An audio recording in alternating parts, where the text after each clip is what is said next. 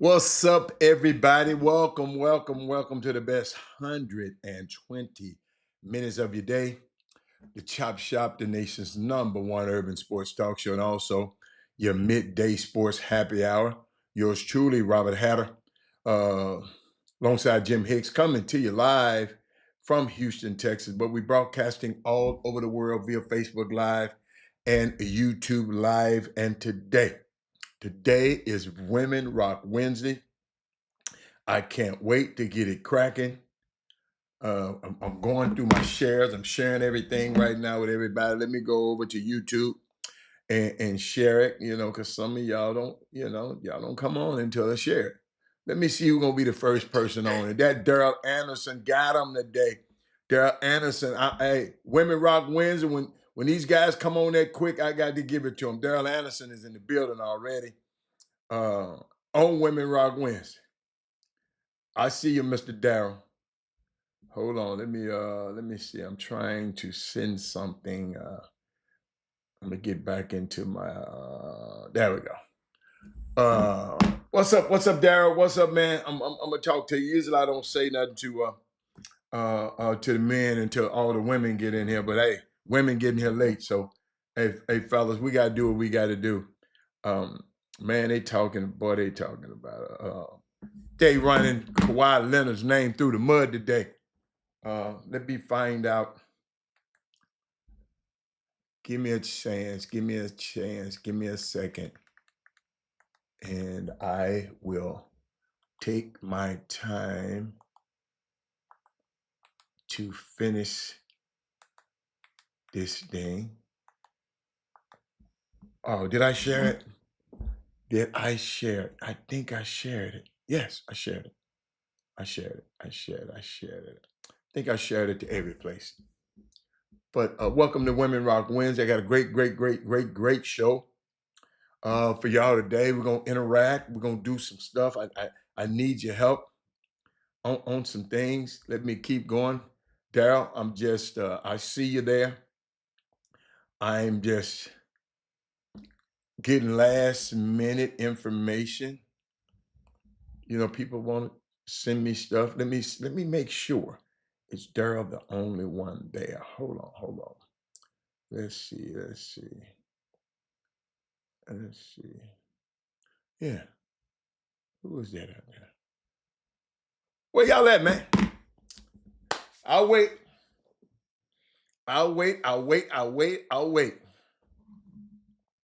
Oh, I see Keith Avery. He just didn't pop up on the screen. I see him. Somebody just gave me an appointment. We may have been. Somebody gave me a. Hold up, y'all. I got a text. See what the heck they talking about. Oh, okay. I got it. But Brandon Weefall, what's up, man? I see y'all. It's Women Rock Wednesday, but I'm talking now to the guys.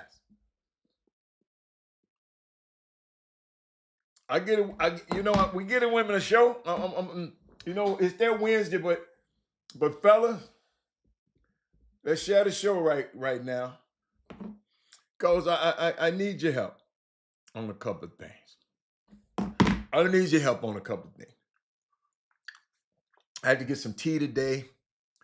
Yesterday I had oh my God. Yeah, I had some what's that? Allergy problems. Messed around and took that Zyrtec. But I had to go somewhere right after she grew up. But y'all, I'm telling you, boy, my energy was gone yesterday. But I'm a little bit better today. Can't wait to get the show started. But I'm gonna crank it up with y'all. Let's go, Daryl and Brandon Weefall. What's going on out here, man? What's happening in the basketball space from your point of view?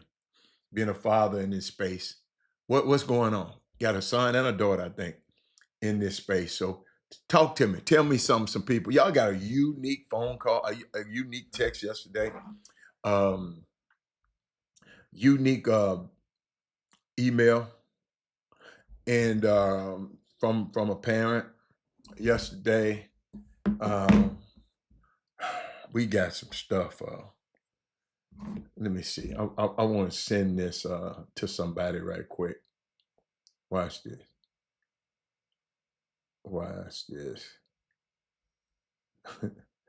Watch this, y'all. Y'all, this is why we need to share this show. I'm gonna tell you why in a minute. Uh, are you familiar?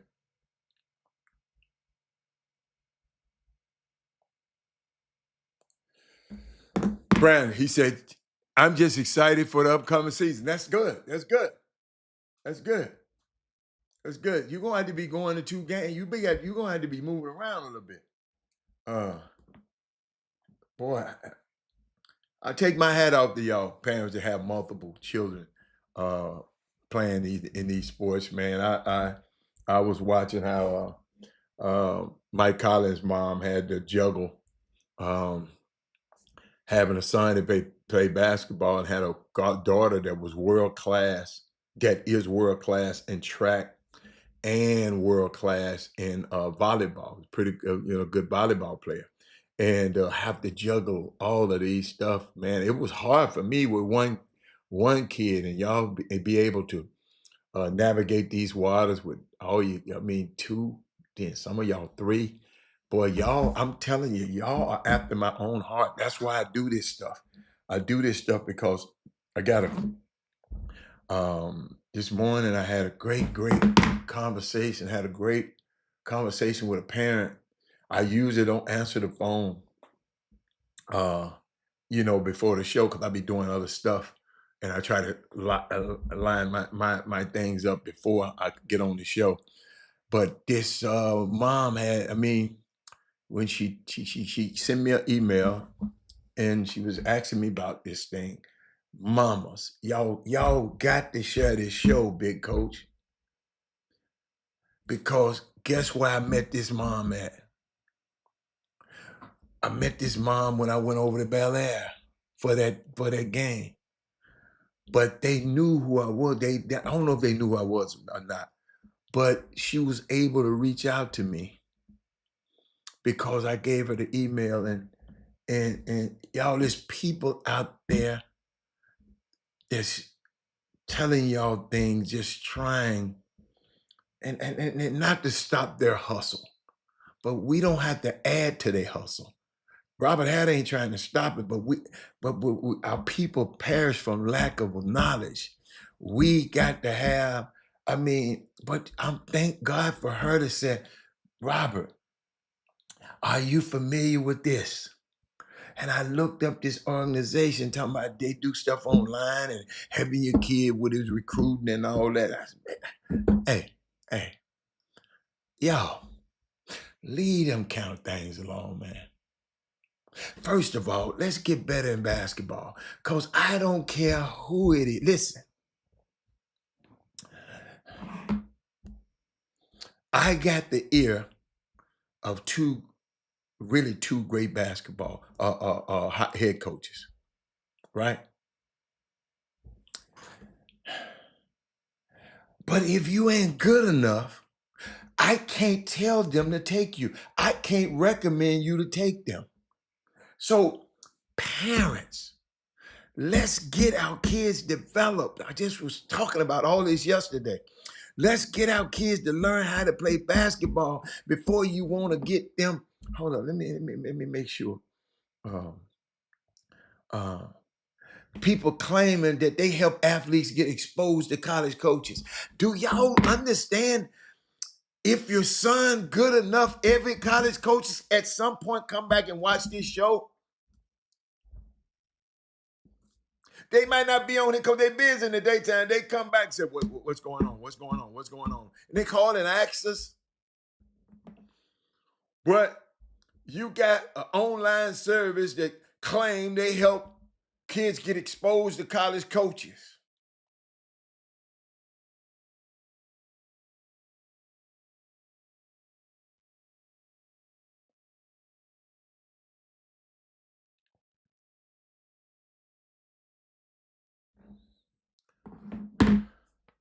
We just don't know, Brian Boat, right?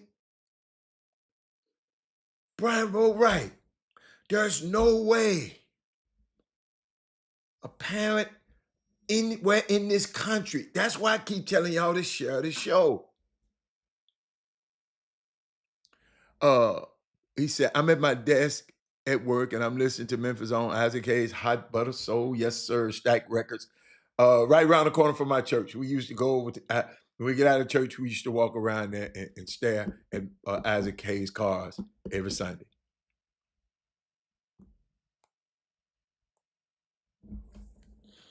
Ladies and gentlemen, and I don't know. Like this guy telling me somebody charging these people all this money. What happened to getting in the gym and getting better and having the people trying to call you instead of you trying to pay all of this money? And I ain't trying to stop nobody from making no money. But, and y'all ask, and I might be wrong.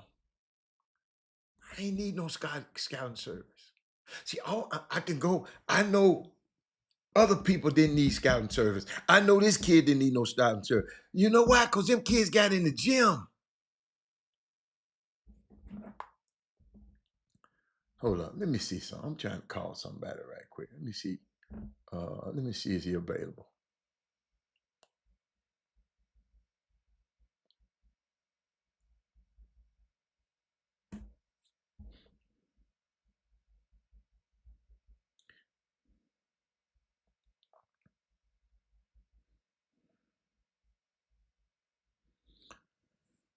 I mean, y'all talk to me. Big coach, did your son or your daughter have to use a scouting service? Brian Boatwright, Paul Miranda should be great. Paul Miranda. I got a phone call. What's up, Greg? I got a phone call. I know it's Women Rock Wednesday, but I got a phone call from my mama this morning. She emailed me, and all she was talking about, he said, if a kid cannot play a scouting service, can't help. Thank you.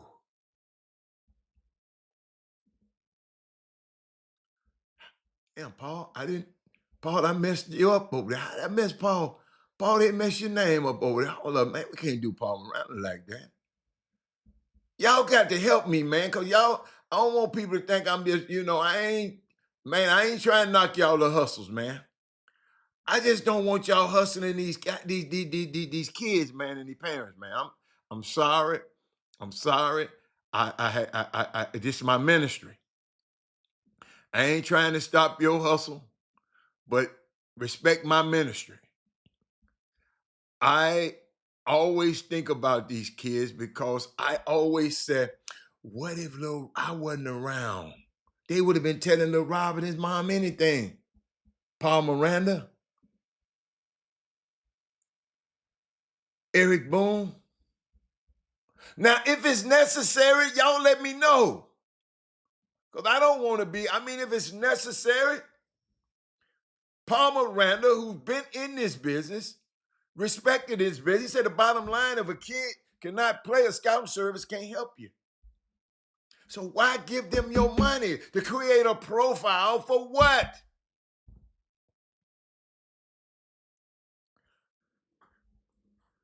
You follow me? Tell me I'm wrong, Greg. Tell me I'm wrong, big coach. Brian Boatwright, Brian Wheatfall. Brian Wheatfall, did you use one? If you use one, let me know and how it help you. I'm just trying to get it right, man.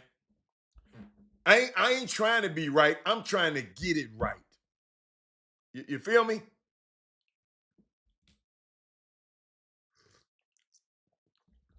He says a dirty game, but parents have to be more realistic. But what if they don't know? What if they're in the 9th grade and thinking if they watch this. Hold on, I got it. Wait a minute. Hold on. Let me text this. Let me text something out around.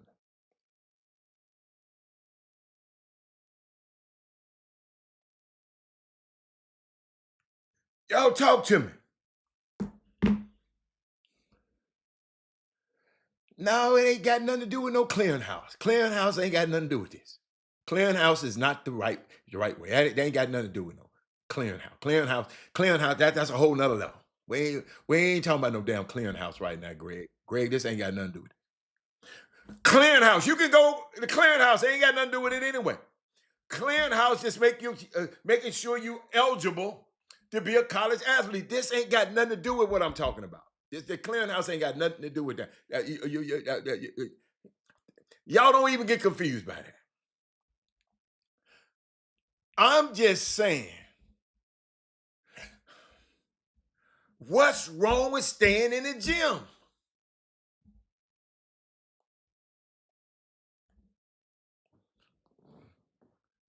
Clearinghouse is just for eligibility. I'm talking about people trying to, Greg, in case you didn't know, we talking about people trying to get, people will send you an email or send you a spam mail, build your profile here so your kid can get recruited for college, get in front of college coaches.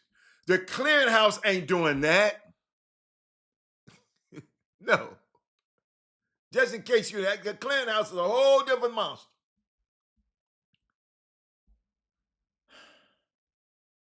Y'all talk to me. Come on, give me something better than that, Greg. This mama, she emailed me. Y'all notice I don't give these people no publicity. But she said they claim, and she kind of knew it. She just said, Mr. Adam, y'all watch this. Y'all watch this. Y'all watch this. Y'all watch this. Go look at college games and see in person and realistic assess whether you are not your. And hold up. Paul, we can't be that harsh. You got to understand. Let me read the letter first. Let me read the letter, because y'all, I know what you're saying, Paul, but everybody can't see that. Paul, I can go to a game. You can go to a game. Brandon Weefall can go to a game. Greg can go to a game. All of us will see 4 different views of the game. So you can go to a college game, but you don't know what the hell you're looking for. Because everybody go to college. Oh, my son can do that. Oh, my son can do that. That is Moody. But the lady said, she said, hello, I have a question regarding this service. They claim to help athletes get exposed to college coaches. So let's stay on point. They claim to get athletes exposed to college coaches. Do you think it's a good idea to create a profile with them, or do you have other options? The mama's looking for help, right? Y'all got me? Then she talked about her son. She said, thank you for coming to Bel Air High School and give us that well-needed speech. I keep trying to tell y'all something happened at Bel Air. I'm telling y'all, something good gonna happen from there. That weekend I went over there, something good gonna happen from that weekend. I'm just telling y'all. Ricky Scott, okay, I'm gonna stop let me finish the letter, and then I'm gonna address everybody's stuff, right? Let me finish the letter. She said, watch this. She said, we were there when you gave that much needed speech. We have a meeting scheduled with these people, but I want to make sure that we're making smart decisions in the process. Looking forward. I told y'all I was gonna take care of them kids. Let me turn this down. I told y'all I was gonna take care of them kids that was at that event. All the other kids in the city, I'm gonna take care of y'all too. But these kids here, like these my babies. Every kid was in there. So when this mama, I'm gonna look out for her son. If he good enough, he gonna play in college. If he's good enough, he gonna play in college. Gotta be good enough. That's why I love this. There's a man on this feed right now named Kyle Cole. I saw how he took a young man. He kept believing in him. He kept believing in him. He kept believing in him. He kept believing in him. He knew he had some. He knew he had some. Y'all have to have this stick-to-itiveness about you. Now this young kid is on a roster at a Division I school. You follow me? Ricky Scott said, I had a gentleman approach me regarding softball since I umpire to refer him some kids, 8th grade and up. He said that he signs the kid up. He said if he signs the kid up, if he signed a kid up, let's see. He said if I would receive some money. My question is, at the cost of the kid and the parents, it's not cheap parents. These people coming at y'all with from every angle. They going to the referees, y'all. Wow. They going to the referees, y'all. Let me edit this text if I can, because it's too big. Let me make it a little smaller. They going to the referees. Look what's happening, ladies and gentlemen.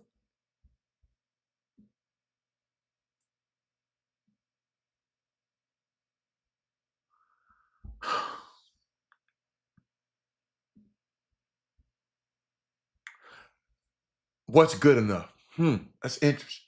Rob, that's why I always take my players to different levels of college. They have to know it's levels to this. This ain't even about that.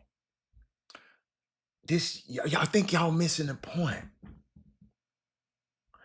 The point is people out there. Watch this, big coach. It's people out there that's preying on these kids in this community. If that lady don't have me speaking with her at that event last week, she would have fell for it. That's why I tell y'all to share the show. Y'all, do y'all, wait a minute, I'm for real. Do y'all think y'all sharing the show for me? This stuff ain't helping me. Just helping y'all. I mean, sometimes y'all think, man, I ain't trying to get him no like. Are we so unsmart?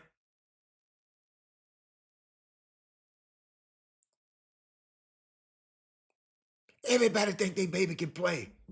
Everybody want the best for their baby. But we got people preying on them. Tell them you got to do this. You got to do this. You got to put a profile. And we'll put you in front of college coaches. You got a show right here that every college coach down there in the land going to talk about. Somebody going to talk about what we said on the show. Oh, if your son good enough, I'm going to mention him on that show.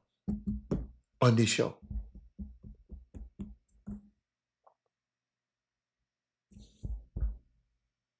I ain't gonna get no videos of it. I want to go. If he good enough, I go see him play. I'm gonna talk about it. When I say he can play, some people gonna listen. And y'all around here trying to pay somebody $8,500 for your son to go to Tougaloo State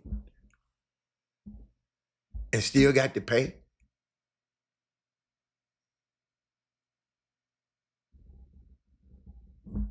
Man, I didn't even think of this kind of stuff when my son was playing. I said, homeboy, you better go get this done. If you want to play in college basketball, you want to play college basketball, you better go get this done. Kyle Cole was there with me.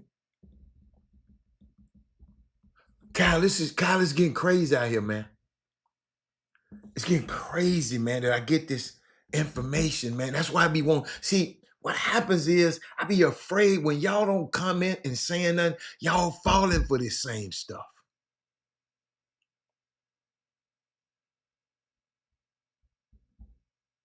Brandon Wheatfall, y'all should be commenting Brian Boatwright, big coach. Y'all should be understanding. Hey, hold up.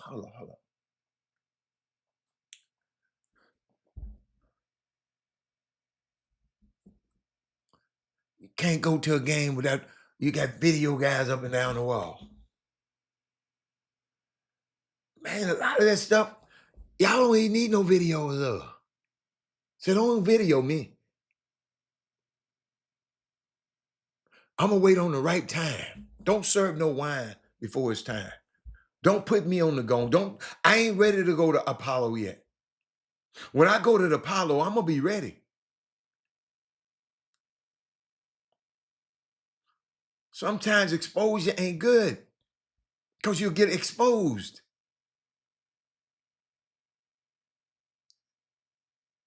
People, listen to Dabo Sweeney whine. Come on, what I ain't gonna do. I ain't gonna pay all of that. Now he talking about if y'all don't like the way I've been doing, y'all get somebody else to do it. I don't want 8 out of 10 years with his rotten ass.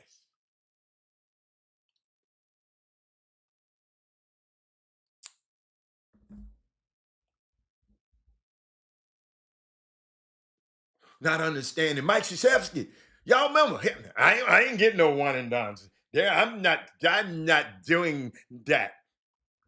And then Roy Williams was whooping his ass. Then he said, okay, I got to get me some one and dones too. He adjusted. Then he just, and then the transfer portal and NIL, he just said, I can't do it no more. I don't have no more control over these little old Negro boys no more. I can't do them like I did with Rasheed Suleiman. I ain't never forgot it, Mike Krzyzewski. I can't do him like that. Ladies and gentlemen, the world has changed. The culture has changed. The great, listen, watch my mouth. The great athletes are not staying in college 2 or 3 years. The great ones.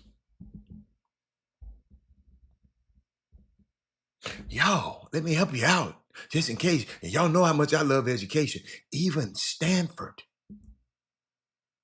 tell its smartest students to leave. Bet you didn't know that, did you? Go pursue your ideas. You can always come back here. Y'all don't hear about that because some of y'all don't even care about that space. Even Stanford, Harvard, all of these top guys, they brightest students, the smartest ones, they said, man, y'all, you wasting your time here. You need to be going out there doing something, applying with all this smart ass stuff you know to the world. You can always come back here and teach the class.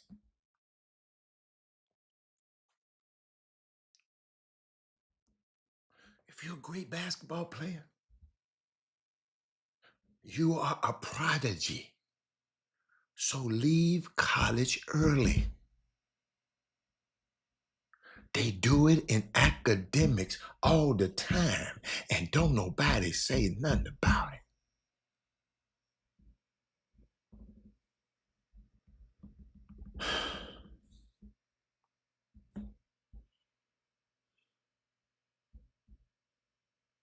Boy, I hope y'all got that. I ain't never shared that on the show. I be getting y'all too much. I be getting y'all. That's why I be telling y'all to share this show, man. Man, every woman in the world need to be watching this show. Y'all won't share it. I know some of y'all. You know why? It tells you who shared the show right after the show. It tells me who shared it. It tells you. So-and-so shared the show. All I'm trying to do is reach. We don't want another mama to be scammed like this. All the mama want to do, they going to pay for the kid. Greg?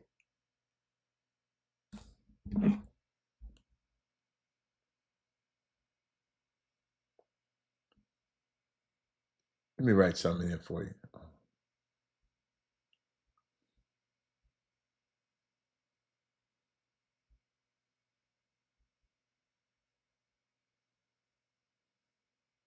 That's all.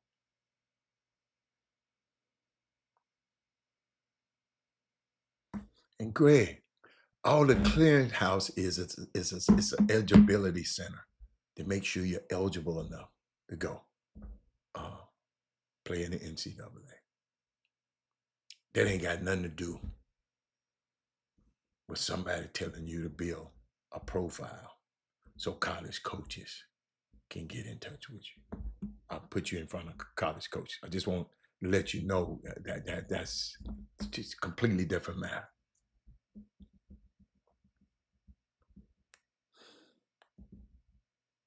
Did y'all know that? Did anybody know that Stanford tell their smartest students to leave? Did anybody know that? That's a hell of a thing I just said. I'm sitting up here thinking about it right now. Y'all, that's what yesterday in the sun on last hole I played last night. You know, kind of got dark on me, and I saw that picture. And I said, let me. I gotta take a picture of that. But y'all, one of my favorite actors passed away, man. That old Robert Redford. I just liked him. Passed away, 89 years old. I can watch The Natural a million times.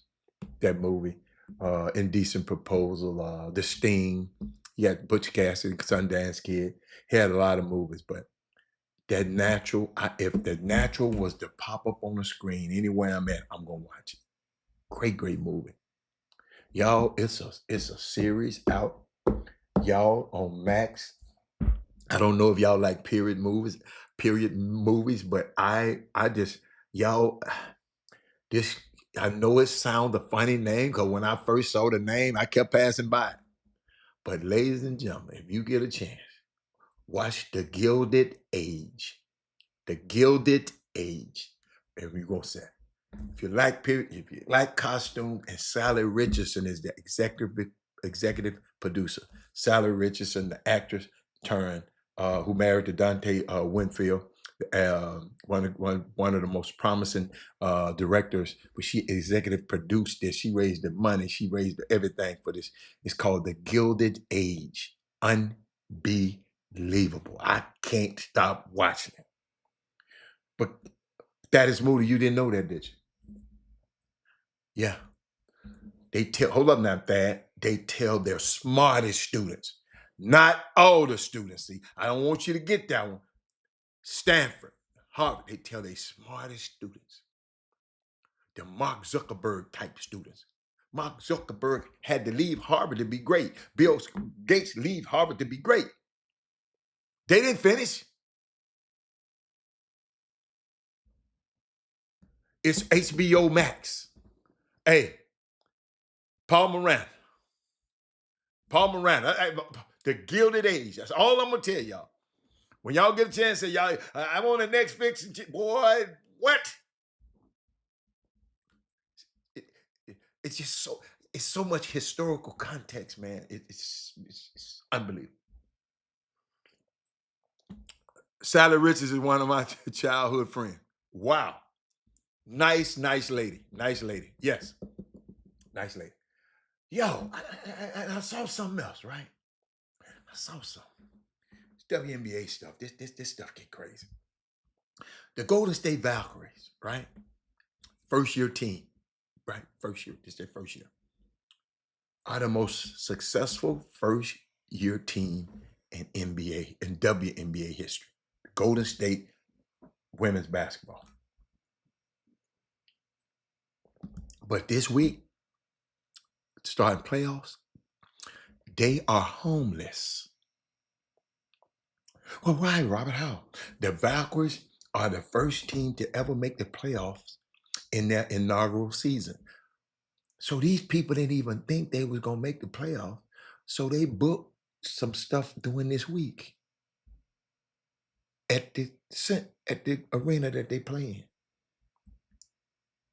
But the powers that be clearly didn't think they get that far because they double booked the Chase Center for the first round of the postseason with tennis. They got Carlos Alcaraz and Taylor Fritz and Andre Agassi and a Labor Cup, a tennis out there, which was booked now years ago. Before the Valkyries was even a team, it's been booked, right? In their defense. The Valkyries then explored other options, including the former Oracle's arena in Oakland. Guess what? Which is also booked. Right? That my girl. That my girl. Boy, she's at that game the other night. That Sonya don't miss. Boy, Sonya love them damn Texans. Sonya, I'm glad you're here. You didn't want to talk about it yesterday. You got to come in the front of the class and tell us what you feel about CJ in a minute. We'll talk about him in a minute. You got to come tell me what you think about this team. But I'm talking about the Valkyries now. They ain't got no place to be. They're homeless. They in the playoffs. So instead, for game 2 on Wednesday night, they will hike 49 miles down the freeway to the SAP Center in San Jose, where the San Jose Sharks play. But if they want a true home game at the Chase, they're going to have to get past the first round against one of the best teams in the league. And then hope that the Chase Center isn't booked for a concert or a rodeo in the second round. They didn't expect this. But back to my girl Sonya. She said hottest fish greet. Sonya loved it. So, boy, I just love her and Mike. They be going to them games, man. I wish I could enjoy them games like y'all do. I just can't do it no more. Y'all, I used to go to every game. I had public seat license and everything. I used to go to every game because I used to take Robert to the game. Now I just can't do it. I don't want to be around all them drunk ass people. I'm gonna just tell the truth. Too many drunks in the same space. They get drunk in the parking lot, then bring their drunk ass in there, and then want to fight. So that's why I don't like to go to them events sometimes. But y'all, just a few, like last year, CJ, everybody CJ Stroud. And then he's on somebody's podcast talking about who the top 5 quarterbacks. He named the top 5 quarterbacks. He said number 1, watch it. Number 1 is Patrick Mahomes. Number 2, Lamar Jackson. Number 3, himself. Number 4, Dak Prescott. And number 5, Jalen Hurts. That didn't age too well.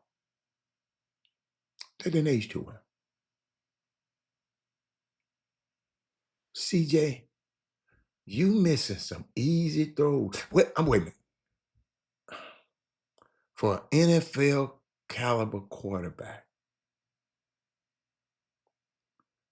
See, what y'all don't understand is the Texans are in this window where they need to win now because they're not paying a lot of money to their quarterback. He's still on his rookie deal. So you can put money elsewhere. But shit, you put money in the defense, then they let the Baker Mayfield just run down the field at the last minute. You got to make those plays at the end of the game. Dad Moody. He said CJ needed an offensive line. Let me tell you something.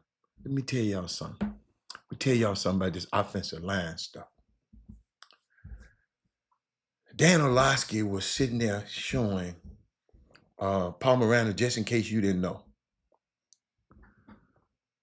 When you come to the line, they called it the pre-snap preparation. Tom Brady was great at it. All the greats are great at it. If you look at the number of guys that they got on the line versus the number of guys that you got on the line.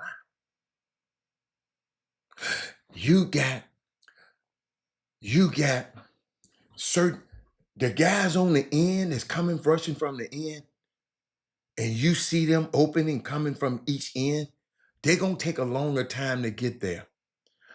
But you got to get this ball out. He holding the damn ball too long. Then you right on offensive line, always protect middle out. You can't have nobody running up the middle. This dumb offensive lineman went and double blocked somebody else and left a guy straight to TJ. Yeah, they dumb too. But is it the scheme? Is it the quarterback? Is it the system? See, a lot of things go into being a great quarterback, man. Who is this quarterback coach? Who is it? Coach D'Amico is a defensive player. Is D'Amico teaching him about coverage? D'Amico is supposed to be a great defensive coach. Is he teaching him about coverages? Like Bill Belichick taught Tom Brady. I told y'all everybody don't do this. She said, yes, but it takes a lot to go to every whole game, but down with them. Oh, yeah, I know. No. I can't. Why you can't stand Dan Orlovsky? Guess what? He's supposed to, that's what his job is. Paul Miranda. Think about this, Paul Miranda. When you was out there talking about them certain players, you like certain players over other players. You had a bias. See, I don't get mad if he don't Dan Orlovsky for that dissecting the black quarterbacks. It's 16 starting black quarterbacks this year, Paul. So guess what? He gonna have to dissect them a little bit more. It's 16 of them starting. And then it's some more backing up. So guess what? The likelihood of him dissecting black quarterbacks is going to be higher now because the numbers are higher. And he got certain quarterbacks he like. Everybody you got certain kids in your family. Some of your kids you like better. You're just human. Who is the quarterback coach? I didn't ask you who the offensive coordinator was. Who is the quarterback coach?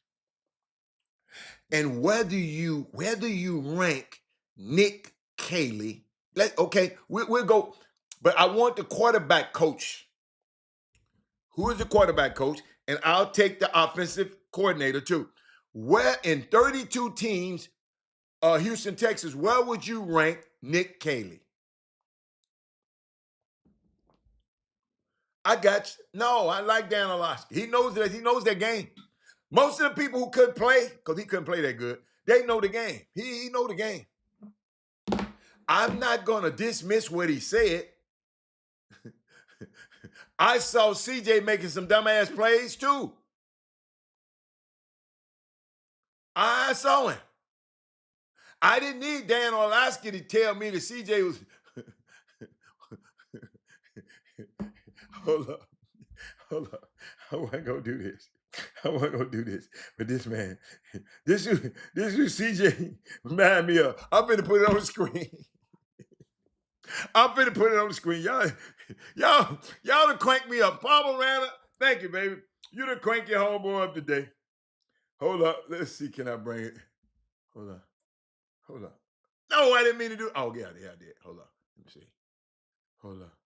It's CJ right here.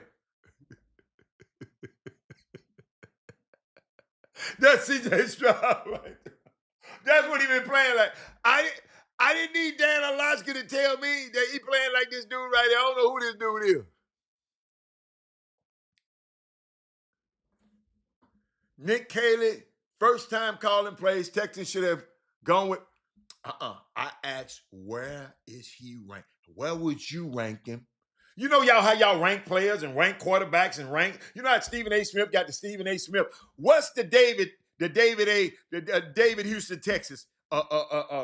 Where would you rank from 1 to 32? Because there's 32 teams in the NFL. 32 teams in the NFL, right?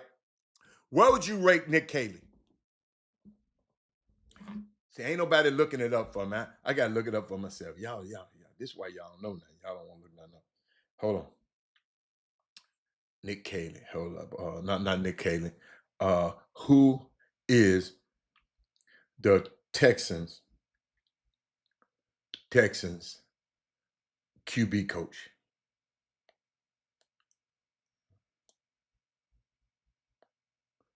Boy, I used to have people come on here and help me do that quickly. You'll rank him 30th. So guess what? Wow. Jerry Johnson is a brother. got all the credit when CJ looked good as a freshman. I mean, as a rookie. He got all the credit when CJ got good. I remember him now as a sophomore, or second year guy. So if I give you the credit, if he's good, shouldn't you take the blame if it's bad? Y'all talk to me. I like that, Paul, but I talk. He sucked. No, but I like Dan Alaska. Let him keep talking. I know he look out for his color. He like his kind. He just like me.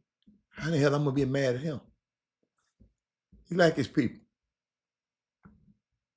He was a white quarterback. He gonna look out for his white quarterback. Come on now. Come on, don't get mad at him for that. I respect that. But what can you expect of a guy? What can you expect from CJ?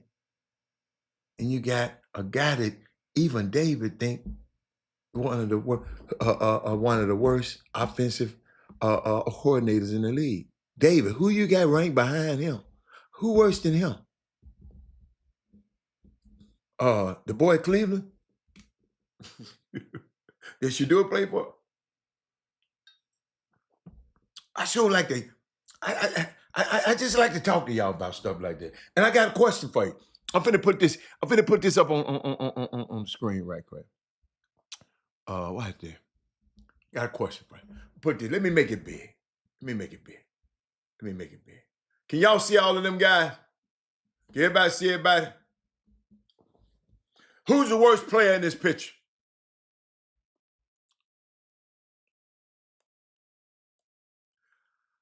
Who is the worst player in this picture?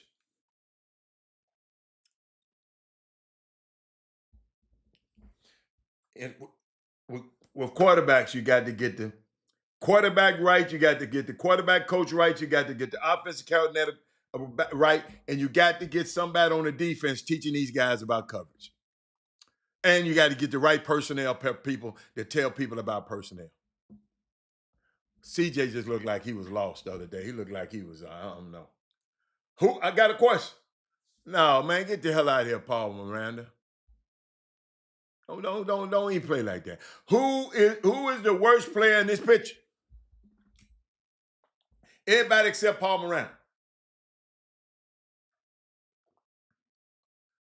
Come on now. Do y'all know some of the people? Should I call these people out? Kareem out to the Sonya, I love Sonya. Sonya is my girl. Sonya, that's mine. That's mine. And not to say he bad, but he the worst one on this picture. Come on, y'all, give me somebody else. I hear you, DH. Who else? Anybody else? That's Sonya know her sports. Well, she just, think like me. So, come on, anybody else? Who the worst? Somebody. Come on now. That is Moody said D Wade. Okay, everybody saying Wade. Okay. Both Sonyas think the same. Okay. Anybody else? Amen.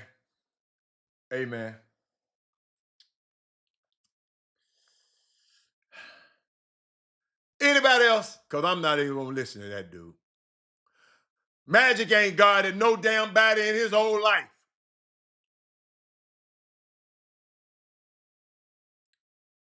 And this man talking about he's the worst defender.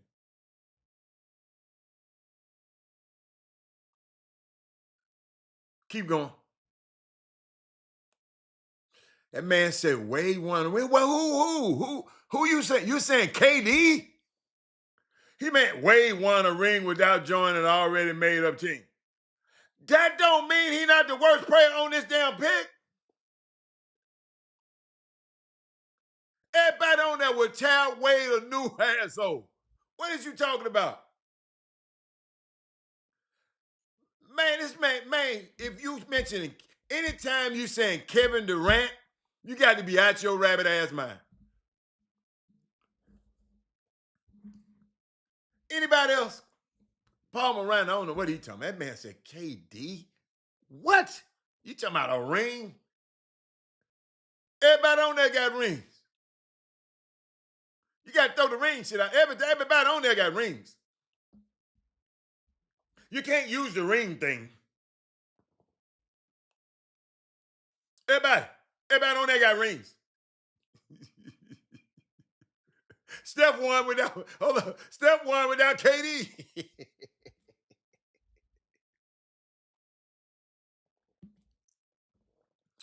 Ain't nobody else gonna participate in this. Y'all lousy. Ain't nobody else gonna participate. Hayden probably calls KD a rock. Oh, but Sonya, thank you, baby. Thank you, baby. Thank you, baby. Rings, man, got a lot to be. So Sam Jones done won 8 rings. So he the baddest things you ever seen for in your life? Paul Moran. Sam Jones got 8 rings. I ain't never heard you talk about Sam Jones. But you know me, rings mean a lot.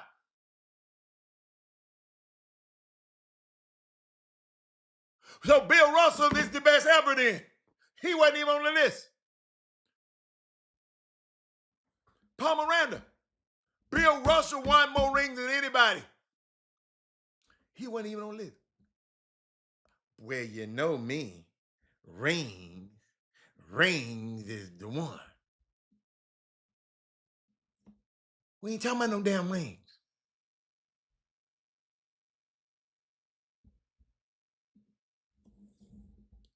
I ain't never heard you say Sam Jones was one of the best players in the world.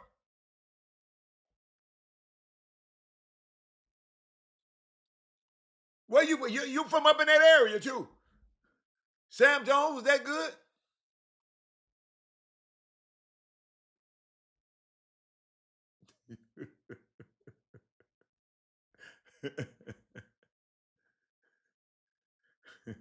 That man said rings. You know it means rings to me. Homeboy, KD got the same amount of rings as D Wade.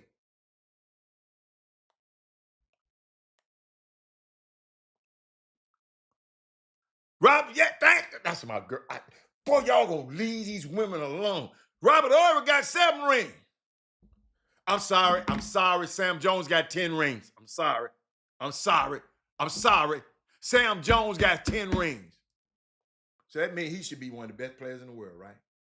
From Paul Miranda's point of view, Sonya, Sam Jones got 10 rings.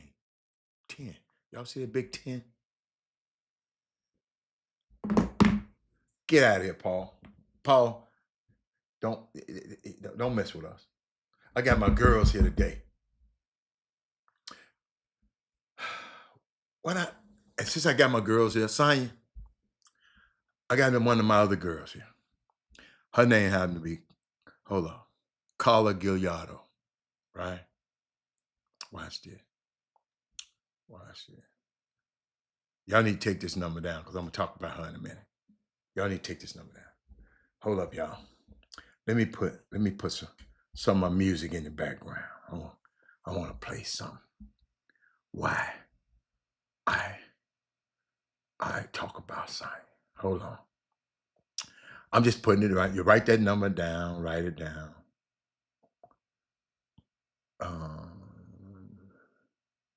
Let's see. Hold on. I'm just trying to find something. I like that. You know what? Let me see.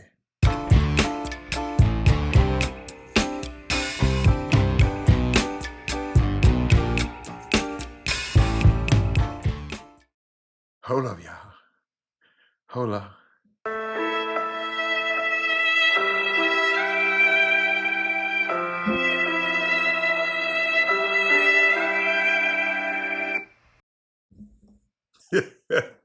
Watch it.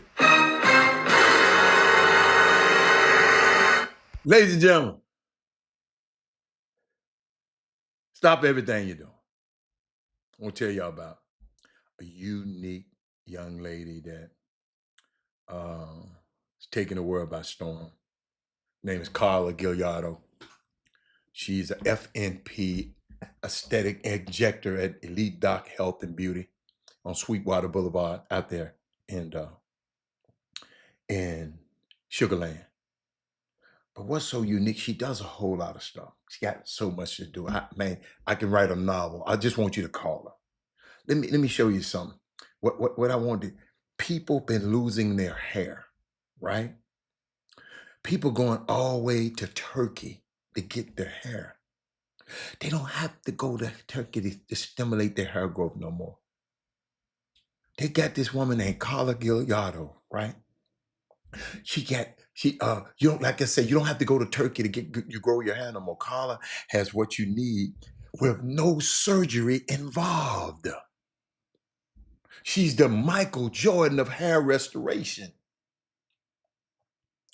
It's unbelievable. She got so much stuff. She give you free wine when you're there. She got a lot of non-surgical cosmetics treatment. It's even tailored for men and not limited to men. She got so much stuff, man. She got hydrofacials and detoxing, hydrate skin for dull skin. She got acne, help with acne scar and skin resurfacing.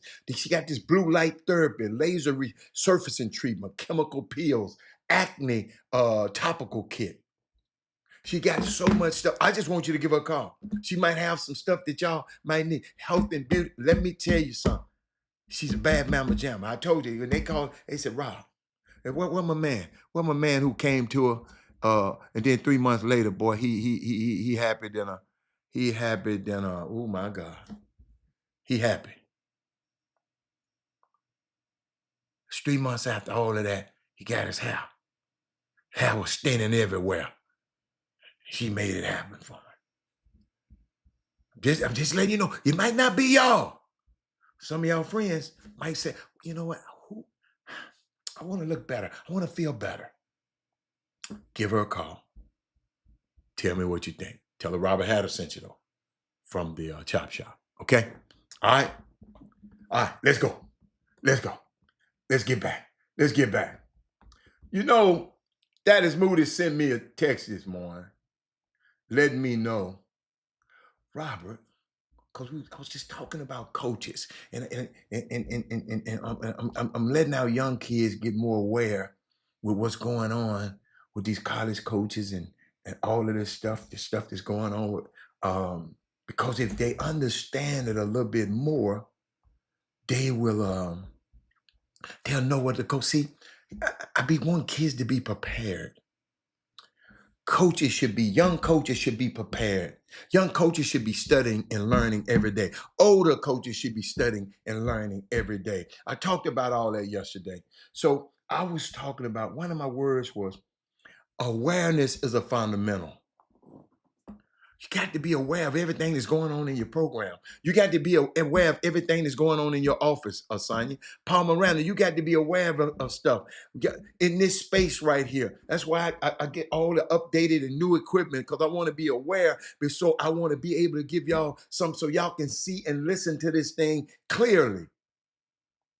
You follow me? Brandon Wheatfall, I want to be aware. David, I want to be aware. Life with Kibity Girls, I want to be aware. Who else on this thing? Sonya, I want to be aware. Sonya, the two Sonyas in the building. I want to be aware. Kyle Cole. So I was just talking about things. You know how kids these days they think it's a four-letter word, think it's a cuss word in sports. If you tell them, man, you got a weakness. You got a weakness. You need improvement. They look at you, oh, he don't believe in my game, man. I'm going somebody. He don't believe in my game. It's like somebody cursing them out when they say they got a weakness. And I even said, if you smart coach, you might have to rephrase those type of things. Rephrase weakness and say, you know what, Sonya, I have some concerns about your three-point shot. You're trying to shoot, you're shooting it at 10%. I got some concerns. Let's get you up to 30%, 40, 35% before you shoot them in a game. I got some, because you hurt the team, baby. I got some concern. You follow me? Let me know if you follow me out there. Where else I was at? Because I was going over questions that I'm thinking about asking coaches this year when the SWAC basketball start. You know, we get the chance to talk to the coaches and the coaches around the league, and I'm trying to y'all notice I'm preparing before it even happens. It's September. I'm working on stuff that's gonna happen in January. So if you stay ready, you don't have to get ready. You got me? And I told y'all yesterday, one of my greatest energies is learning. And then being able to bring it to somebody. Like I said, or whether it's this show, when I'm commentating games, I like when people, when I'm commentating them games, Paul Miranda, that's why I be wanting y'all to watch the game. I mean, listen to the game. Because I'm going to say something on the game. I want to bring so a viewer will learn. Well, as a viewer said, man, I ain't never heard nobody use the word gravity compared to in basketball. And all I mean by gravity is, if I'm a good player, I'm a good player, right? I'm a good player. People gonna gravitate toward me more than one person. You always need a player on your team that got gravity, because that makes the game so much easier. So if 2 or 3 of them on me, somebody's open. If ain't but one person guarding me, I got to get better. Wait a minute. I got to improve. Because one person should not be able to guard you on a basketball court. But Mr. Hatter, why? Because you know where you're going. He don't. He guessing. It's that simple. So I want to help you find a way. A lot of times, y'all, it's in the details. Mr. Haskett, it's the communication, how you see the game. These are the things that become your edges. Fundamentals become your edge. And one of the fundamentals is awareness. I love to learn. I love to study. I told y'all this yesterday. Because so many people think they might have the fundamentals, y'all. But really, the details of those fundamentals don't hold up when the pressure comes. I told you the story yesterday. I told, if you go, I never forget, I was alarmed, but I wasn't alarmed. I was alarmed, but I wasn't alarmed. Because my son shot 95% free throw shooting all through high school. He get the first year in college, he didn't shoot that many. Shot them all the time in high school. He didn't shoot that many in college. So if you miss a few, you know what I'm saying? Let's say you shoot 10 and you miss 6 of them. That's 40%, right? So he shot a low amount. I don't know how many it was. It was a low amount. But when I went back, and I was concerned but not alarmed, because I know he can make them. Because what? I know his fundamentals hold up under pressure. Damon Haskell, every game he played that he had to make a free throw, to send the game in overtime or to win the game, he hit every last one of those. Now, he might have missed some of them other ones, but the money free throws he made, so it made me sit back and say, see, parents, we got to watch stuff like that. That's why I love to learn. I love to listen. I love to meet other leaders. Because I want to know how they study other sports. I like to talk to the soccer coach at TSU. I like to talk to the track coach. That man there is amazing. I love that. I sit up there and talked to Johnny Jones yesterday. I learned, he probably don't know, but I learned some stuff just listening to him. He think I'm in there watching the team. I'm in there listening to him. TSU gonna be all right this year too, y'all. I'm just gonna tell y'all. Johnny reloaded. LJ Andrews. I like him. I like him. LJ Andrews. Belair. He got a grown man body. He got a college body already. Very coachable. Love they practice yesterday. What else I was gonna talk about? Oh, the smartest people in the room, Paul Miranda. Smartest people. Terrence Foley, you need to hear this. The smartest people in the room are always learners. Just because you got some money, that don't mean you're smart. Man, it's baboons and slipped up on and got some money. You got some of the most untalented people in the world making money right now online. Ain't got no talent at all. Just sitting on there, staying up all night on a live stream and making money, talking ignorant. But awareness, Palmer, is Dan Moody there? I was talking about awareness as a fundamental, especially in coaching. Coaches, especially in coaching. Some coaches have been brought up to believe that coaching success comes down to what you don't see and what you don't hear. And I told y'all, I don't believe that. Other coaches, they said things come down to solving problems and solving differences. And they said some of the stuff I just don't even want to see. But coaches, you have to see it. You got to see everything. Or you better have people on your staff that can see it. You got to know. You have to help the kids understand that not only the space that they play in on the field, but off the court. You have to dig into why they're struggling. You got to give in to when they're struggling. That's why you got to always, I think awareness is a fundamental for a player and it's equally fundamental as a coach. Being aware. Or have somebody around them that can see it, coaches.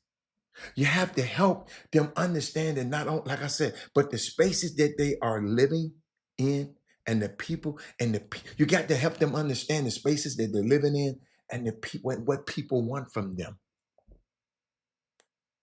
Who's around them at their dorms? You got to know this, coach.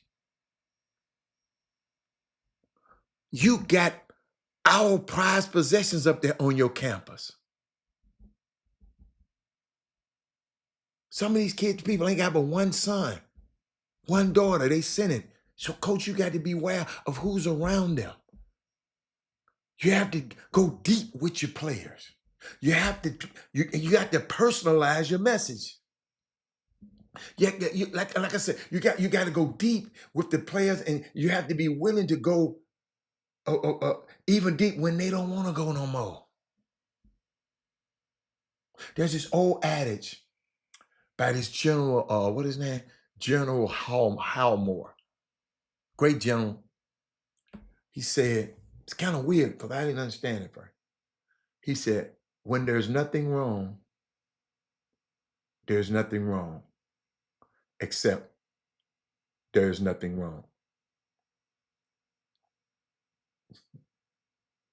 When there's nothing wrong, there's nothing wrong, except there's nothing wrong.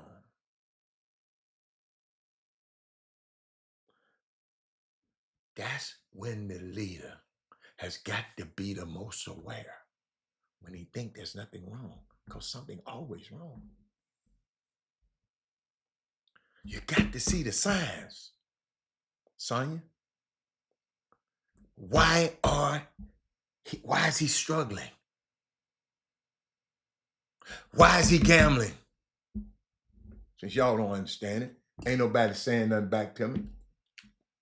Why is he over here sexual assaulting this girl?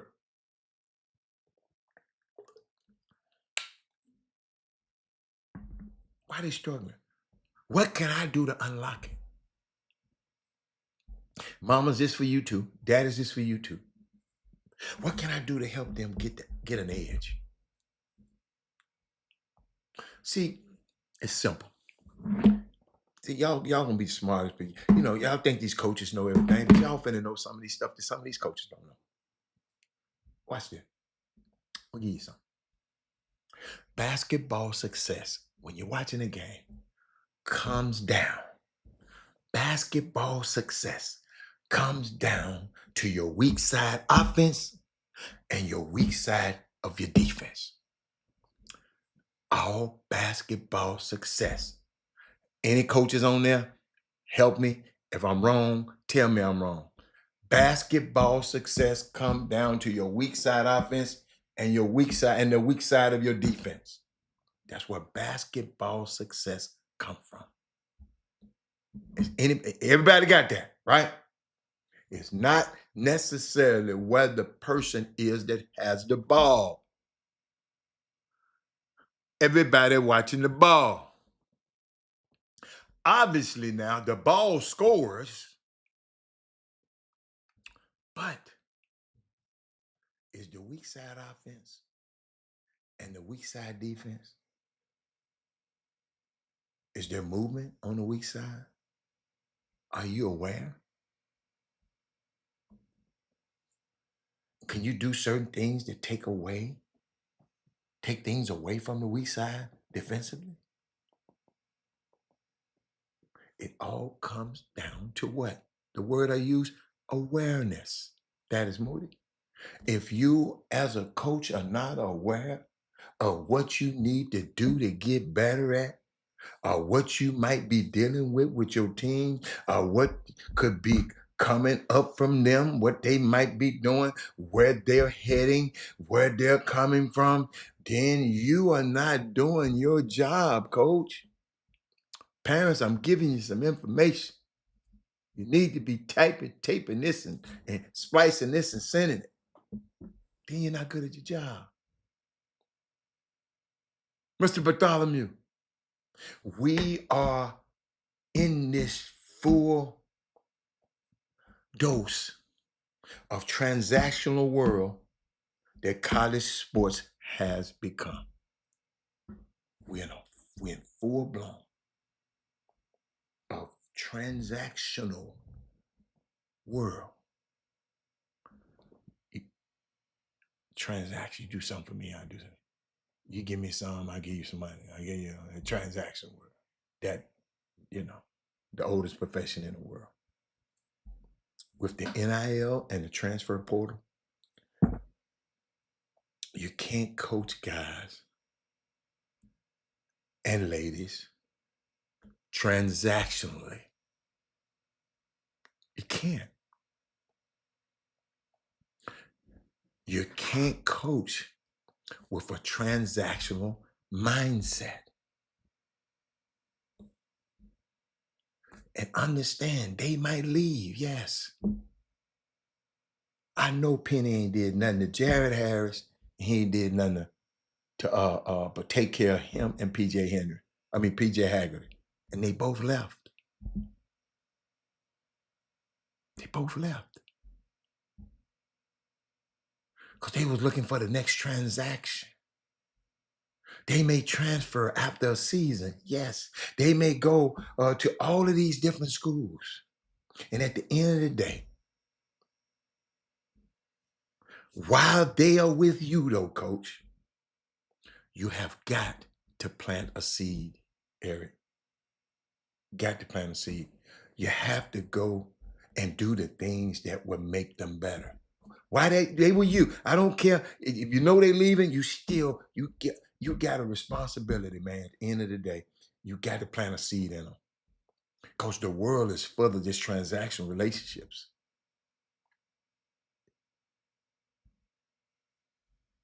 You got to win with them. So, coach, since you got to win with these transactional people, you need to get selfish for a minute, coaches. You got to get everything out of them for both of y'all to win as a program, as a coach.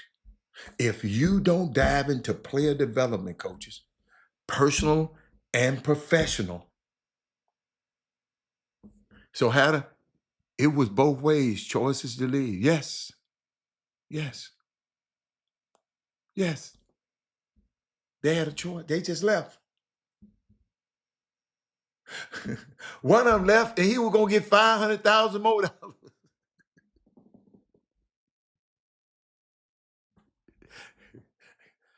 Son, you can't make this stuff up. You're gonna get more money where you stayed at. You want to go here? That's the bigger conference.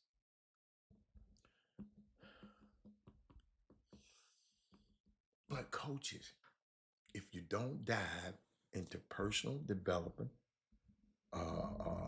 player development, personal and professional, and the way that they play and the way that they live, all you're doing is wasting your time and wasting their time. Then it becomes truly transactional. Eric, still talking about coaching and being aware. Coaches need to be aware. You know, they made this amount of money. They got this amount of money. All of that's coming now. That's where we at. It really doesn't matter whether it's junior high school, college, or pro.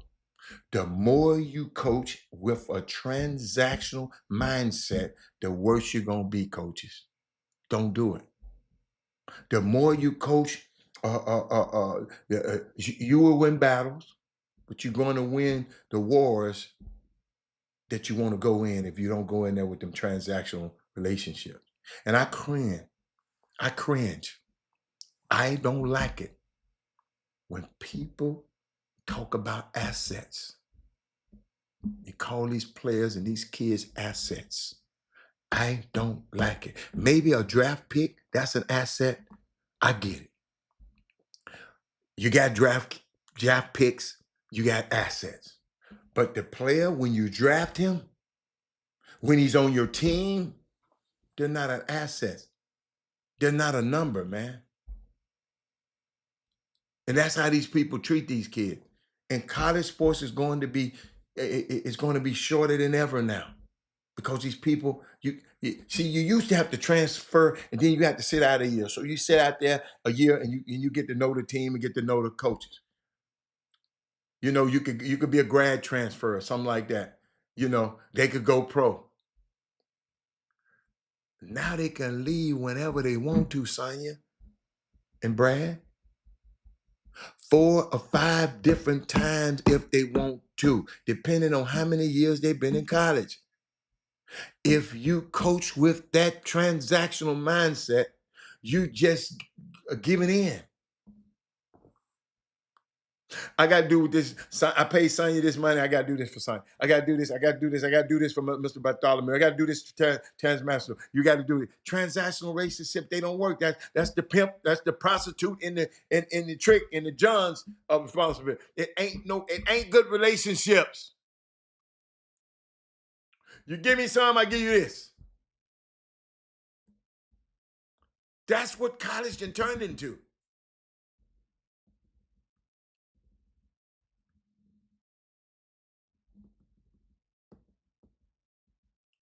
Don't give in, coaches, to these elements on the outside to say, we might not have them long anyway. Some people say, we ain't gonna have long anyway. You can't think like that, coaches. It comes very easily to become a price tag. What this player want, what this player get, what's his market value.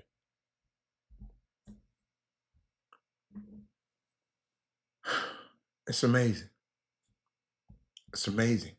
I sit here and watch it, the stuff that I listen to, and stuff I have privy to that y'all don't have. And it just when I'm talking, man, I'm talking from a whole nother point of view. But I got to talk to them about my woman that rocks today. I got I got a I got a woman that rocks today. It was sent to me this morning by Daddy's movie. I'd already read it, but he gonna make me talk about it today. And yesterday, I found the note from the parent. It was in my email from not the parent, the person who asked me about. They wanted me. They said, uh, so I hope this will be a conversation. Hopefully, the other day at some point, talking about the boy Charlie Kirk. Once he said black women didn't have brain power to brain processing power to be taken seriously, and she wanted me to talk about it. I did talk about it a little bit. I just didn't want to give him that much credit. And then she asked me again, talking about the hangings in Mississippi. I don't know what it is. I don't know. Delta State is a redneck ass college, PWI, um, and ain't no telling what's going on down in Mississippi. But young people out there, if you go to one of these old Mississippi ass, Alabama ass schools, man, don't you be by yourself. You better run with your posse. You better learn how to find you 5 or 10 big old ass dudes. Everywhere you go, they go, you know, because they get scared of that. They scared of that. That's all I can tell you. You better make friends with, get you all the brothers, wherever the brothers is. Have your friends come up to the school. I don't know. Don't be around them colleges by yourself. But I don't know enough about it. I know Ben Crump is on the scene. Um, my heart goes out to his family. But somebody emailed me that and wanted me to mention it. I just don't know enough about it for me to talk about it. But my Women Rock Wednesday today is this young girl I've been talking about for a while. I've been talking about her. She's electrifying. She make me watch college basketball. Um, and she's just delight every time she act like she loved the game. And I'm telling you, she ain't but 5'6", and she prays with her parents before tip off. Now she's leading a new era of sports hoops, an era of hoops and girls. She said, "My faith is something that has always keep me level headed." Ladies and gentlemen, in case you didn't know, my woman that rocks today again is Hannah Hidalgo. She isn't just Notre Dame's electrifying point guard. She just ain't that. Also, she's also the face of a new era in college basketball, one that means hustling for brand endorsements and social media clicks, along with dominating on the court. While she has set her sights on the WNBA, Hidalgo won't be eligible for the draft until the 2027 class. In the meantime, the 20-year-old junior has already juggling NIL partnerships, starring in the ESPN docuseries Full Court Press, uh, competing with Team USA and preparing for the grind of another Atlantic Coast Conference ACC season. Did we mention she's only 5'6" old? I mean, 5'6" tall. She ain't that tall. During the conversation, this young lady was interviewing her. During the conversation, Hidalgo tells her that being a ball player while building a brand and going to school, it takes a village. She said it takes a village. Parents, it takes a village. During the conversation, Hidalgo tells her that she said, my agents, my coaches, everybody really help keep me organized as much as possible. When things start to feel like a lot, she said, I just push it to the side and let them handle it. She said, but whatever, she said, put whatever on my calendar, text me, call me, just let me know what I need to do, and I'll be there. Oh, I love this little girl. Gosh, I got to get to know the game. That's really how I go about it, she says. Watch this, y'all. She said, it's all part of life as a rising female sports star. Here's how Hidalgo gets it all done. They had questions for y'all. I want to share these questions with, because I'm going to see if some of these questions I might ask some of the players coming up for the swag season, and why her faith keeps her feeling fearless. She said her faith keeps her feeling fearless. Y'all, watch it. She said, the question was, women's basketball has never been bigger, which has put a spotlight on college stars like yourself. How are you dealing with that pressure? She said, watch this, son. She said, my faith is something that always keeps me level-headed. It keeps me humble. It keeps me in the moment and focus. She said, but she said, I also have a great support system. Support system. She done mentioned this twice. My coaches, my teammates, and my family are people who are around me to help me stay grounded and help me take my mind off of these things. It's not always basketball focused. So sometimes it's always good to get away from basketball. I know y'all, well, man, you got to do this. You get, no. Have something. Go play golf. Go do something. I love this. She said, especially in the NIL world, right? She said, the biggest thing is just being your authentic self, because there's not another you. She said, a lot of kids think they have to be somebody else or copy somebody else in order to get attention. Oh my God, girl, preach to me. She said, but I think that the greatest thing is there's only one of you. It's only one of you, Brad Kimball. So it's important to you to just be who you are. Be yourself and stay true to your values. Even during this show, y'all, I didn't know how to go. I didn't try to copy nobody else. I just tried to be me. My friends know this is me. I'm gonna talk stuff. So another question. Athletes have been using social media to share their personalities and with audiences for that very reason. She said, she said, do you feel that comes naturally for younger players like yourself who grew up with these platforms? That's a good question. She said, I feel like it depends on the platform. She said, I know for my TikTok, it's just me dancing and that sort of stuff. But on Instagram, see, I didn't know this, but on Instagram, I might be a little more professional and more basketball focused. I'm teaching somebody, I'm helping somebody right now. So it is a little separate, she says. But I love being able to engage with my fans. Social media is such a blessing. It's so big right now. So just being able to connect with people all over the world. She said, I love it. Wow. Thank you, Dad Moody. Then she said, another question was like, well, it helps that the fan bases for women's basketball is growing so much too, right? She said, it's amazing to see how much it's grown and how many people from all over the world are tuned in to not only just women basketball, but women's sports in general. We haven't even reached our ceiling yet, she says. We're generating so many fans, so much more money, and it's a blessing to see because all the people who came before and laid the path, because she's been studying her history, like them NBA players haven't been, were able to watch. And it's great to see women that have played a part against or played with thrive in the league. She says, inspirational to me. I'm looking up to them and watching them.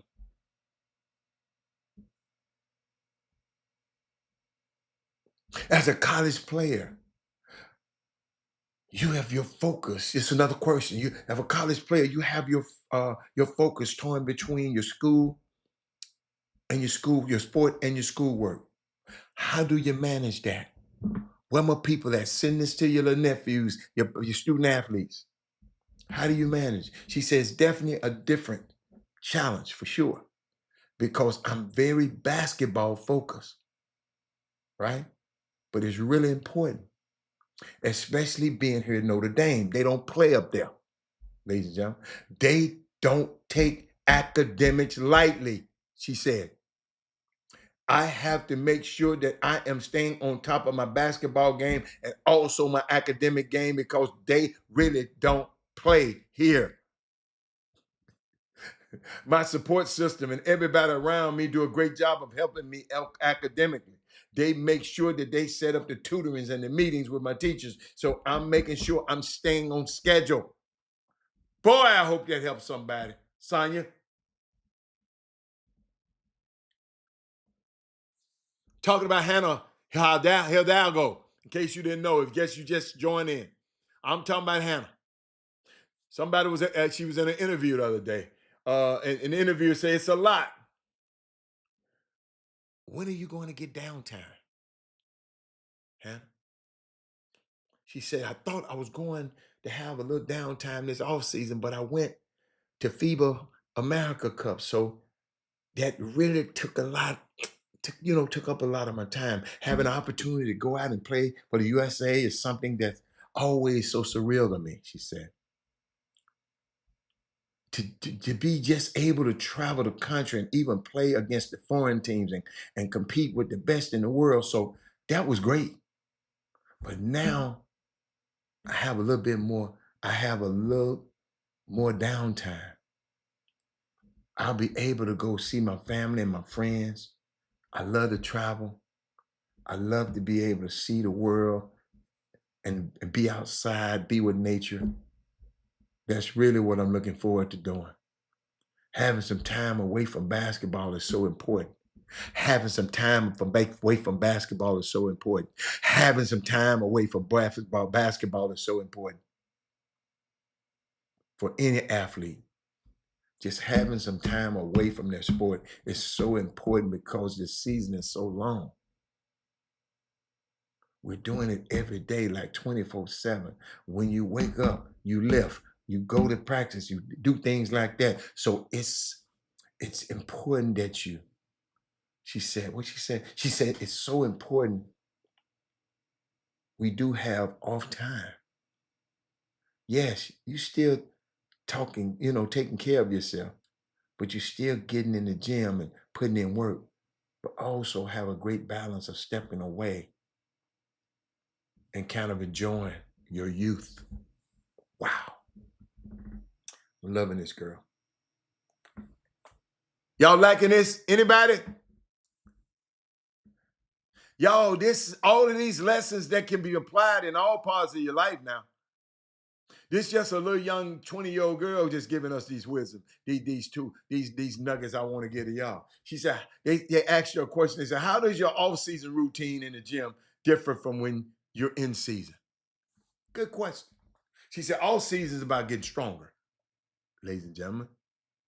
A lot of building my body, working on things that I'm not really able to do work on in the season. You still have to make sure you're recovering. Recovering, y'all. But now we're working on kind of breaking these muscles down and building them back up. Wow.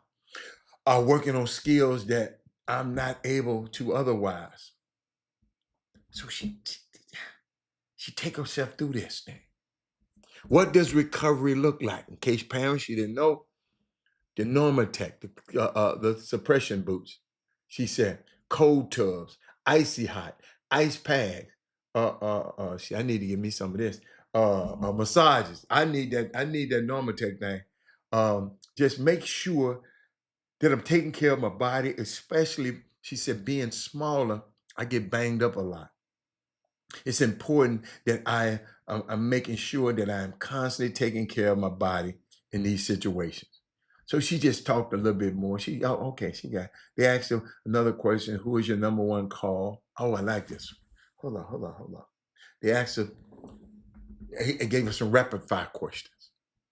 Who is your number one call when you have good news?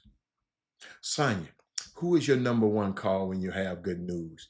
Brandon Weefall, who is your number one call when you have good news? Brad Kimball, who is your number one call when you have good news? Eric Harrison, who is your number one call when you have good news?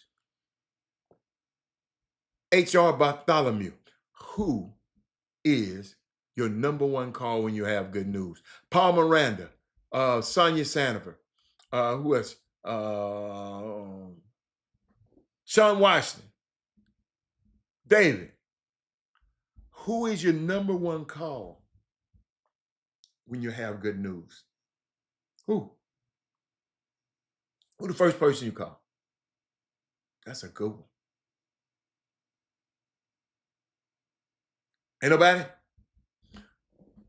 Is my mic working?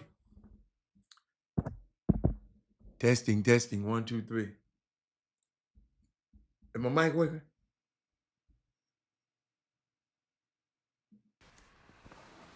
I got a bad feeling about this. Is my mic working? My who?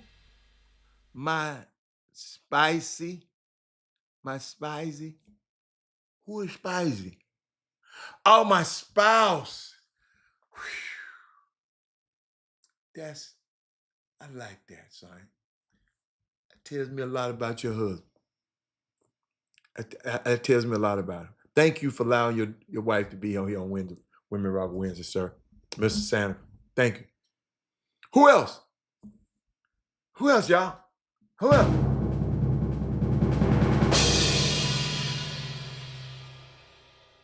Who else, y'all? Brandon Weefall says wife. I like that. I like that. These spouses something else. Hold up. Who else?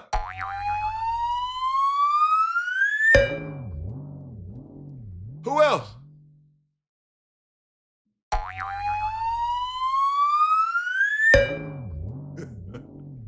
Anybody else? Come on, y'all.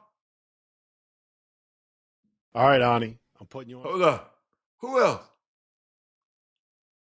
Come on, y'all. Don't do me like that.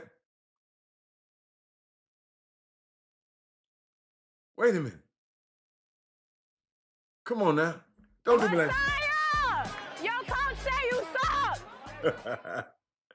Hold up, y'all. Somebody told a lie one day. Nobody else. Okay. All right. She said it was her parents. She said, what is your comfort watch? What is your comfort watch? Yeah, catching up on the show. Notre Dame had a dope backcourt. Her and Elizabeth Mile, your wife. Thank you, sir. Thank you, thank you, thank you, thank you, thank you, thank you. You call your wife, then your sister, then your son. I like that. I like that. I like that. I like that. You know what, man? I don't know. I don't know. I know it's between my son and my daughter. I don't know which one of them. My daughter always answers the phone. Robert doesn't answer the phone. She said, they asked her what it was her comfortable watch. I guess what she liked to watch on TV. She said she's a cartoon type of girl. That's crazy. She said, what is your guilty pleasure? They asked Hannah. She said, spending money on perfume. She said she got about 50 bottles of perfume and she's still going. She said, I switch them up every day. I like that. What's your biggest fear? They asked her. She said, losing a family member. She said, what is your ick? What ick irks you? She said, people trying to be something that they're not. She said, what is something that you eat or drink every day? She said, chocolate chip cookies. I'm eating them like every night. Then they asked her, what is her internet rabbit hole? I see you, Sean Washington, man. I ain't see you up there at first. What is your internet rabbit hole? Yo, all of this stuff, man, I'm just, watch how this young girl think. She said, there's this new trend. She do some cutting glass fruit. She kind of weird. That's over her page. They asked her, hold up. What is your go-to item that never leaves your bag? She said her Bible. They asked her, what song or album is your personal soundtrack right now? She said, anything Jasmine Sullivan will always be it for life. Jasmine Sullivan got it like that? Ain't that the girl talking about knock the windows out the car? What else she sing? That's her only song. So, so Hannah knocked the windows out your car. Hannah, I don't know about that one. Have Jasmine Sullivan got something else good, y'all? Y'all help me now. Cause she done got me with that. She said, what is wellness trend that you swear by? She said she eats smoothies and acai, what they say? Acai bowls every day. Okay. Basketball aside, what are you best at? She said building things and putting things together. She liked tables and dressers and TV mounts and anything like that. She liked to do that. Girl, I don't know too many girls like to do that. They said, what is a skill or hobby that you're trying to get good at? She said, I'm trying to learn another language, probably Spanish because I'm Puerto Rican. So that's the little interview with little old Hannah, man. Y'all, I ain't gonna get in it today.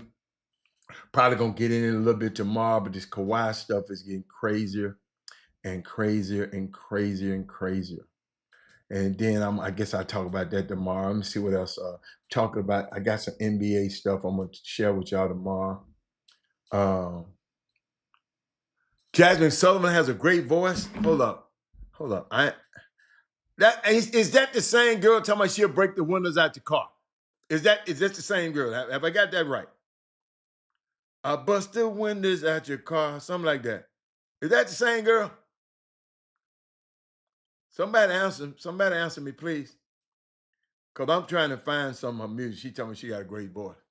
But all I'm going to get past her, let me look at Jasmine Sullivan. Wow, hold up, Jasmine Sullivan. That's her. Hey, hold up. Let me see what her song. Let me see. I can't say it too loud. Can't let it go too loud because it'll be on.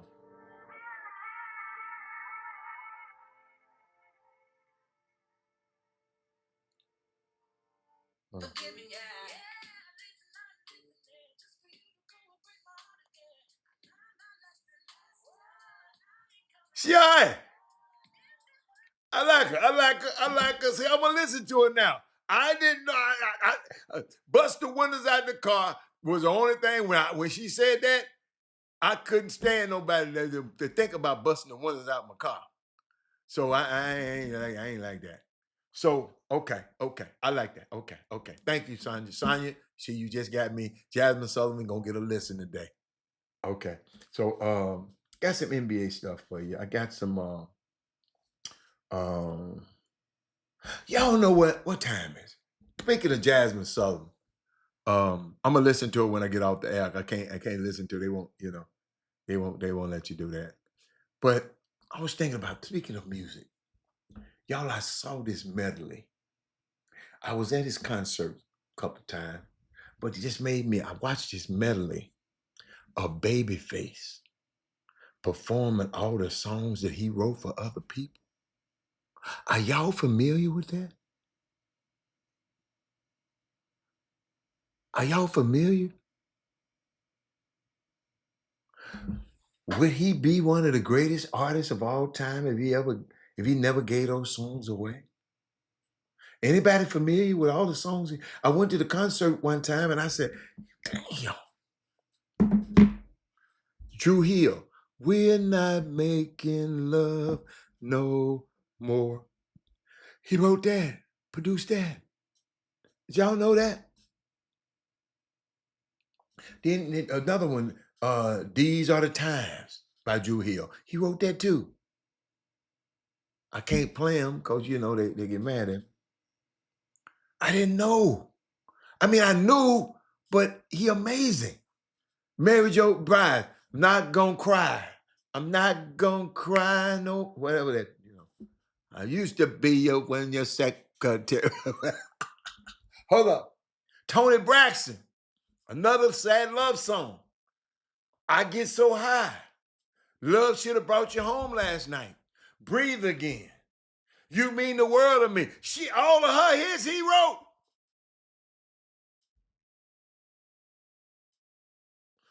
The Whispers. I ain't even know he was around that damn. His Babyface was that old. Rock Steady. I didn't know he wrote that. I knew he wrote Johnny Gill, My, and There You Go. TLC. Baby, baby, baby. Red Light Special. Karen White, I'm not your superwoman. He said, I went to Baby Come, and he had many special ones he wrote. Absolutely. He's the Smokey Robinson of our time. I love that song. I love that song. Look it up. Look it up. Look it up. Yes. So, yes, he is the songwriter of our time. Let me get that off. He made a mistake. Okay, man. Hold up now. Hold up. I got something else for you. Bobby Brown, I Want to Rock With You. Midnight Star. Slow Jam. Play another song. Man, I used to like it. After 7. Can't Stop. Ready or Not. The Deal, that group he formed on 2 occasions. I only think of you on 2 occasions, day and night. I used to like that. Bobby Brown again, Don't Be Cruel. Every Little Step I Take. Roni. Little Roni, you're a sweet little girl. Tevin Campbell, Can We Talk? I didn't know he wrote that. Boys to Men, I Make Love to You. End of the Road. And then he got his own hits. Whisper Pill, Never Keep Secrets, Every Time I Close My Eyes. I'm just thinking about it. Babyface becoming, one of the greatest artists, songwriters, producers of our time, because he wrote and produced these songs for other artists. A visionary, y'all, sometimes always sees beyond themselves and doesn't see it simply as giving them songs away. And this didn't even scratch the surface, what I gave you. All the artists he's written and produced for. Eric Clapton, Madonna, Celine Dion, Pink, Usher, Fall Out Boy, Michael Jackson, Janet Jackson, Beyonce, Aretha Franklin, on and on and on and on. John B, absolutely. John B ain't that damn famous, man. This is why Babyface is also one of the wealthiest artists on the planet. Imagine the worth of his publishing a catalog, ladies and gentlemen. He's rich because he wrote them. He really doesn't have to perform. Wow. Then Babyface was interested in doing exactly what he did. He knew real money came from royalties and publishing. That's why he ran the Face Records, him and L.A. Reid. He gets more off top of his hits every time it get played. Why you think I look at the artists like Tony Braxton and TLC, they went broke. Not him. He ain't got nothing on them dudes that wrote all the Motown.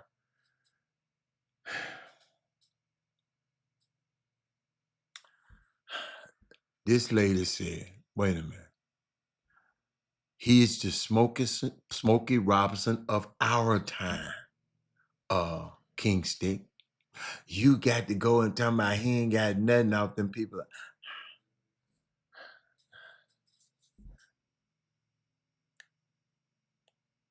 Man, I didn't know that dude was like that, man. That dude, sometimes, we just go around and we don't give people credit. I was thinking about the Warriors. My favorite player, Stephen Curry, and David came on and said something crazy about Steph a minute ago. But I was thinking about the Warriors dynasty that they had was built on Steph Curry, Klay Thompson, and Draymond Green. But y'all watch this. But their draft decisions since have created a trail of what if the fans, you just can't ignore this. It's a lot of what ifs. I'm gonna show you why. And I was part of some of these a little bit. I was kind of behind the scenes on a couple of them. In 2020, there were reports that said the Timberwolves tried to trade the #1 pick to the Golden State Warriors. And the Golden State Warriors declined. Minnesota took Anthony Edwards, and the Warriors took James Wiseman with number 2 pick. Did y'all hear what I just said? That same year, Jalen Rose revealed that the Golden State Warriors had told LaMelo Ball he'd be their number 3 pick. They'd be their pick at number 2, only to pass on him. Charlotte took him at 3, where he blossomed into a franchise cornerstone. Tyrese Halliburton was another near miss. Talking about for Golden State, this is my team. After a strong pre-draft workout, Bob Myers admitted the team thought hard about taking him. Instead, they stuck with Wiseman, while Halliburton went later and has since been an all-star guard. Wow. Then came around in 2021. Coaches and scouts wanted Franz Wagner at the 7, but Joe Lacob pushed for Jonathan Kuminga. Wagner went to Orlando and quickly turned into one of the league's best two-way players. Kuminga, meanwhile, is now a focus of his own free agents drama, with a team and a player not aligned on his future roles. This is how mistakes you can make mistakes in the front office. Y'all think these people are not, they just, sometimes it don't work. From Edwards to LaMelo Ball to Halliburton to Wagner, and now Kuminga's uncertain status, the Warriors' draft history has become a running reel of missed chances and headaches. This is why and I know the owners pay a lot of money for these teams, Mr. Bartholomew, but they need to stay out the way. For real. They some of them need to stay out of the way. They need to stay out of the way. I'm just, I like this team. And I really, really like this team. Wait, excuse me. I like Stephen Curry. Let me get that right. Get that right. And what I got? 11 more minutes. I mean, no. But yeah, 6 more minutes. I like to leave y'all with something on Women Rock Wins. I'd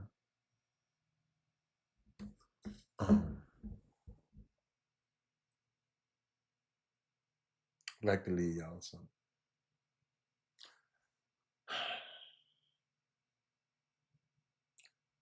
Would you advise him not to take the current offer? Talking about Kuminga.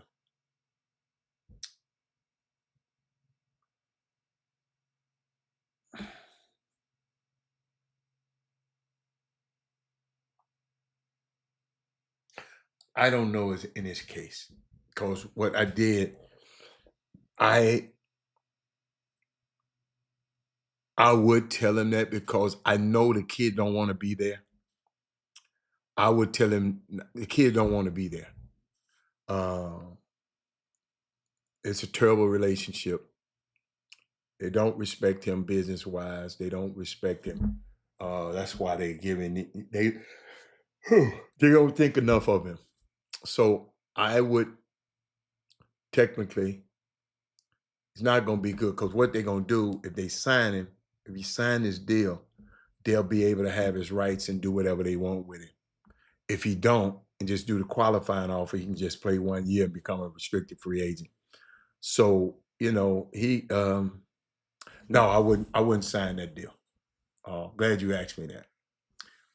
He asked me a question in case y'all didn't know. He said, would I advise him not to take that? Yeah, I wouldn't. See, because that third year is not a 3 years guaranteed. It's 3 years, $75 million with a team option. So that last year, the team got the option to keep him or not. So that wouldn't, I don't know. I wouldn't sign that deal. He got to bet on himself this year. because they don't like him. They don't want him. And y'all, I'm gonna tell y'all. I can tell y'all, he got a little asshole in him, and he got a little butthole in him. Yeah, but I did want to share this with you. Yes, got 4 minutes. Never confuse position with power. I'm watching this stuff that's going on in the news. Never confuse position with power. Pharaoh had a position, but Moses had the power. Go, if you're not familiar with that dynamic. Pharaoh was the Pharaoh, but Moses had the power because he had to let his people go. So never confuse position with power. Herod the Great had the position, but John had the power. The cross that Jesus died on had the position, but Jesus had the power because he got back up again. Lincoln, President Lincoln, he had the position, but Frederick Douglass had the power. Woodrow Wilson had the position, but Ida B. Wells had the power. George Wallace had a position, but Rosa Parks had the power. LBJ had the position, but Martin Luther King had the power. Don't ever let these people think they have the power over you. I think about this stuff, man. That's why I tell you the tell somebody about this. Text 5 people and tell them about this show. Because I know when this lady called me this morning, she had already set up a meeting with this people to give her money to this online site that promised to make a profile of your son so college coaches can see him. The mama don't realize the kind of network that we got right here in this city that you don't even need to do that, baby. But she went to the Ruck on Wood. She was at the event that I spoke at, and she thought enough for me to say, she said, because I gave her my email address, and she emailed me and say, you're going to save this mama some money. Yo, this what this stuff about. We got the power. Them people might have the position, but she had the power to pick up that text and email me. This hold up. This online service thought they had the power. They had the position, but that mama had the power to pick up that phone and email me. Yo, we got the power.